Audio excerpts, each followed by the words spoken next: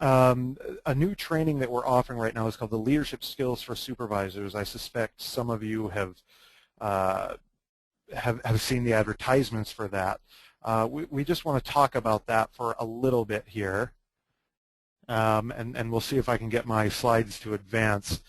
Let me just tell you that I am the presenter for the course, Leadership Skills for Supervisors. And what it is it's 4 6-hour, six or so hour courses, and they're each presented 3 times a month. Now, let me explain how this is different from what we've done in the past. Previously, we've done what's known as more of a cohort-based training. That is, let's say the training lasts 5 or 4 or 3 or however many weeks. Attendees had to sign up for the entire course. And there's some value to that, but what we've tried to do in this case is just make training more available, more convenient for your staff. So now we've got these courses. There are 4 sections to this Leadership Skills for Supervisors, and we do 1 section per month, and we offer it 3 times a month. And the reason we only do 3 times a month is because there are other trainings that we're offering specifically for agencies at other times, so we felt 3 was a reasonable number. So what I want to do is just go into these specific courses and just give you sort of a brief cursory glance at what we'll be doing in those trainings. So the first, personal effectiveness, is in June. Communication is in July, and performance management is in August. Now, leadership, the one that we covered in May, this is kind of strange because it's a leadership course altogether. It's leadership skills for supervisors, but specifically we delve into these types of issues that you see on your screen. We talk about that leadership, true leadership for supervisors is based on values, identifying your values. We talk to supervisors about how they can create meaningful work for their people, and we talk about how that can be motivating, especially in a climate when there aren't external incentives, and we don't want to rely on those types of things, but we have a unique opportunity as state employees as state workers to really help people understand how they're contributing to a higher purpose. Then we train managers on actually how to message that meaning and value. How do they communicate meaning and purpose to the work that their employees do, why their work is important. And then finally, we talk to them about how to create a sense of community and climate, belonging. You know, how do you get people to feel an attachment to the organization, a commitment? How do you help them feel like they belong, that it's part of their identity? That sort of thing. And so far in May, that went really well. We've had a lot of participants, and the response has been very good. In June, we're doing interpersonal effectiveness. This is where we get into personality, emotional intelligence, things of that nature, conflict resolution. How do you find out about your own personality, your own emotional tendencies, and then once you have that knowledge about yourself, how do you control it for useful purposes? How do you maybe control anger or other potentially negative emotions? How do you change elements of your personality that might be inhibiting you from becoming as an effective leader as you'd like to be? And then we look more outwardly, and that is, how do you demonstrate empathy? And this isn't, in this training, when we talk about empathy, it's not sensitivity training, but rather it's something we call hard empathy. And so, yeah, you want to start to see things from other people's perspectives. In this case, as a leader, from your customer's perspective, from your employee's perspective. This teaches people political skills and things of that nature. And once you've gained information and insight into how other people are feeling or how they operate or what their tendencies are, we talk about social skills. And without sounding too degrading, this is something that we have a lot of managers that are lacking in this area, and it's keeping them from being as effective as leaders as they could be. So we're talking about social skills, about how to get along with people, and that's when we get into conflict resolution and how to develop healthy, positive professional relationships with their staff. In July, we'll talk about communications. And communications, here we get to sort of it's a huge topic, but we get down to some sort of brass tacks of communications, talk about how they're communicating non-verbally and verbally. Then we teach them how to communicate assertively. We have so many people that are timid in terms of supervisory action because they don't want to offend or they don't want to come off as the bad guy. And so we train people how to communicate sometimes unpleasant information in a way that allows them to maintain healthy relationships. Then we talk to them about using appropriate channels of communication, when it's time to do a face-to-face, when it's time to do a phone call, how they should be writing their emails, that they should be concerned about grammar, things like that. And then finally we talk about active listening and the important role that that plays for any leader and certainly for any supervisor. And we try to give them information that has a foundation in actual research rather than faddish types of content, although we try and make it engaging and entertaining. We try and maintain their attention. We like to think that our information and the skills that we're helping them learn, that there is evidence, empirical evidence that this actually makes people more effective leaders in organizations. And finally, and perhaps most critically, in August we talked to them about performance management.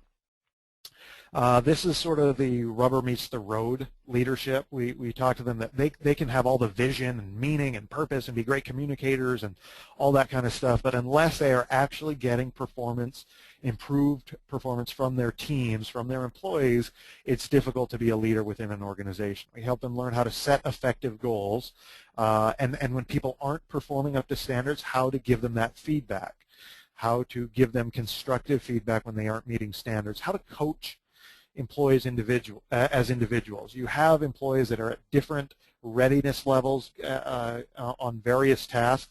Well, you need to treat them differently, and how can you do that? How can you analyze and assess your employees and what their needs are? We give them those tools. And then finally, something that there is a dearth of in all management, and certainly we aren't immune to that in the state of Utah, and that is how to recognize, give actual recognition that employees will appreciate, despite often hearing from perhaps more cynical employees that say, hey, I just want a raise, I just want more money, I just want more money. The evidence is to the contrary, that people, when recognition and intrinsic rewards are handled correctly, those are really valuable at increasing job satisfaction, increasing motivation, reducing turnover, reducing deviant workplace behaviors, all really important things. So those are the 4 courses. Now, I told you that we do one of these per month for 3 times a month. Now, so that takes us through May, June, July, and August. Now, the good news is we just start over. So September will just be leadership again. October will be interpersonal effectiveness, and so on and so forth. And we're planning on just running this continuously. And we do this, ideally, we'd like your help in scheduling these classes in terms of finding classrooms. We want to do them across the valley so that people, if it can be as convenient as possible for people. And if maybe you've got a manager that only needs work on one area, that's great. They don't need to come to all 4. They can just sort of pick and choose buffet style what they want to come to. Also, in the future, we would like to take this out to more rural areas, southern Utah, that sort of thing. We first just want to give it a run through in the city, in Salt Lake, in the valley here, to make sure that we're happy with the content, we're happy with the response, we're happy with the format. Okay, so you can certainly let your people in rural areas know that we are planning on heading out there. I do want to make one sort of caveat here, if that's the right term. As much as we want people to participate, we do want to let you know that what training is for and what it is not for. Because we do a lot of training for specific agencies. For example, I was at the state auditor's office yesterday for 20+ supervisors, and it was a great experience. They're going to take all 4 of these courses. They have a critical number of people that we can do that for them. I often get phone calls saying, hey, we've got one manager that's really struggling with this. They don't know how to get along with people, or they're a poor communicator. Can you come and do a training for our 30 staff, because we don't want to talk to the supervisor or offend them? So can you come and train on that? That is really an inefficient use of time. Not that the material wouldn't be good for everybody, but training should not be a cure-all for when managers don't want to hold people accountable. Does that make sense? We don't want to just, well, we've got one person that needs to improve in this area, and no one wants to actually sit down and talk to them and hold them accountable and actually manage their performance. So we're going to have you come and do a training here for everybody. So it's sort of no one knows who it's for. Generally, that just doesn't work. First of all, everybody knows who it's for anyway in the organization. So it might be useful to avoid those kinds of approaches to training or solving performance issues. Before I let you go, there's one more thing that I want to talk about, something really cool that we're doing right now as a training unit. We have developed what we might fairly call a rudimentary assessment tool for supervisors and managers. Okay? It's called the CLIP assessment tool. It's gone through a lot of different iterations, different names, but the CLIP just stands for Communications, Leadership, Interpersonal Effectiveness, and Performance Management. And what you'll notice, of course, is that those are the exact same 4 subjects from this new leadership skills for supervisor training that we're doing. The reason we have focused on these skill sets, both for our training and for our feedback instrument, is that through our own statewide surveys that we've done when I first came into this position, as well as our own my own study and literature review of what is most critical for frontline supervisors and mid-level managers to do, it really comes down to these skill sets, these behaviors. Now, they are distinct competencies, but they do have some overlap, and that's okay. But let me just take you really quickly through what we're trying to do with this assessment tool. Like I said, it's designed, we're not necessarily looking at executive level staff right now. It's designed for supervisors and mid-level managers. And we have 4 competencies: communications, leadership, interpersonal effectiveness, and performance management. And in this survey that employees of supervisors actually fill out, there are 5 behaviors, 5 specific behaviors per competency. Does that make sense? So they would be answering questions on 5 different behaviors that fit in one of those 4 competencies. Now, what we decided to do is use what is called a forced choice model. Now, we've had a number of people balk at this. They didn't really like it. They're being chosen to pick something of these 4 competencies that their supervisor is less stellar at and something that they are most effective at. And let me tell you the rationale behind that. In traditional Likert scale type models, 1 through 5 scales, you usually kind of just get an average of 3, right? And that doesn't really tell us a lot. In a forced choice model, we are making the employee answer the question now of these 4 competencies, or the 5 behaviors and 4 competencies. If you had to, we are forcing them to pick something that, if your supervisor were to work on it, would make them more effective. What would it be? And conversely, what is something, if you had to pick something you're strong at, what would it be? The purpose behind this is it tends to give us better data, especially when we're doing this for frontline supervisors that might only manage a few staff. But also, we're taking the pressure off the employee who might be reticent to criticize their supervisor. It's totally anonymous, but you still get people that are a little gun-shy about saying, well, they could work at this. And we're saying, hey, you're not saying they're bad at it. You're saying, if I had to pick between these behaviors, this is something they could work on. And we think as we communicate that, and as you communicate that to employees of supervisors that will actually be taking this survey, giving feedback to their supervisors, they'll get more comfortable with it. They'll learn that, no, you're not saying they're bad at this. You're just saying, if I had to choose, this is something that they could work on. Especially because we feel no matter how good a manager is, there is always something that people can work on. There's always something that we can become more aware of, something that we can get better at. We are fully aware. It's a very brief assessment tool. It won't take anybody a long time to fill out. It's a starting off point. It's not a comprehensive analysis. It's not a 360-degree analysis in any sense. And it's not a personality test, anything like that. What it is purely a way to get the conversation started with a supervisor saying, here is your feedback from your employees. What do you think we can do about this? Okay? And so what I do then is I go back to these supervisors and managers and I give them the feedback. We present it in a very non-threatening way, in just sort of a, hey, here's some information, what can we do about it? Here are lots of things that you're good at, because again, it's a forced choice model, so they have some strengths that are identified as well. And then we started getting to some specifics, and we say, hey, what can we do to bring these areas up, and do you even feel that that's important? And we talk about the dynamics in their work units, and then if they so desire, we arrange for a brief follow-up. So again, you see that this isn't a terribly time-consuming thing. We like to keep these feedback sessions to a half hour to an hour, and if they want to follow up, we do it. And even then, the onus is really on the supervisor or the manager to make changes. They have to want to make some improvements, and we can't force them to do that.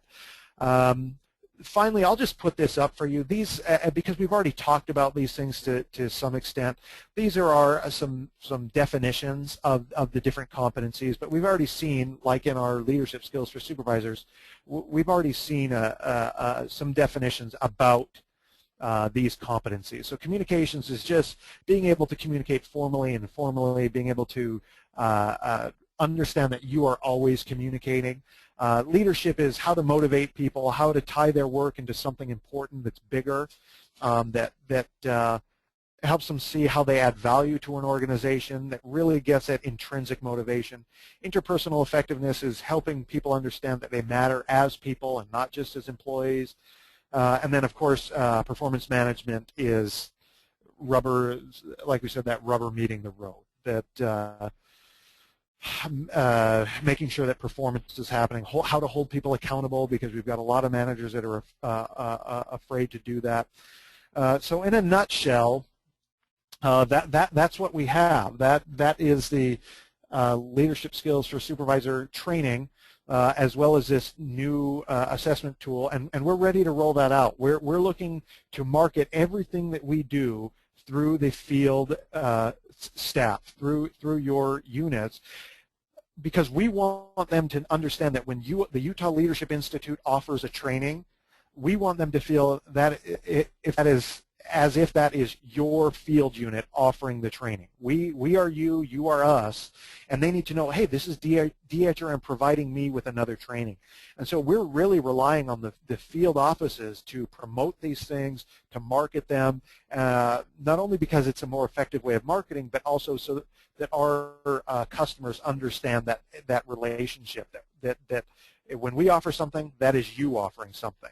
And that's why we want to work closely with you on your training needs, on getting these really what have proven to be effective instruments and trainings out there for people. You mean the assessment tool? Yeah. Rick Hughes finally decided to show up to work. I'm just joking. Rick's been here the whole time.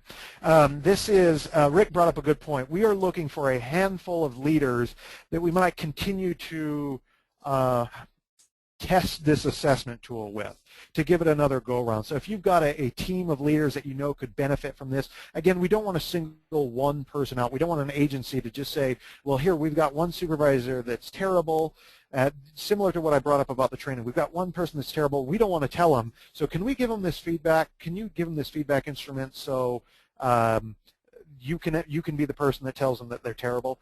Again, with a forced choice model, it's not going to come out that way, probably. Plus, that's just bad form. That's bad business practice. It doesn't work that way. So that's all I've got. Again, thanks for this opportunity to tell you briefly about what this training is and what this new assessment tool, what it's all about.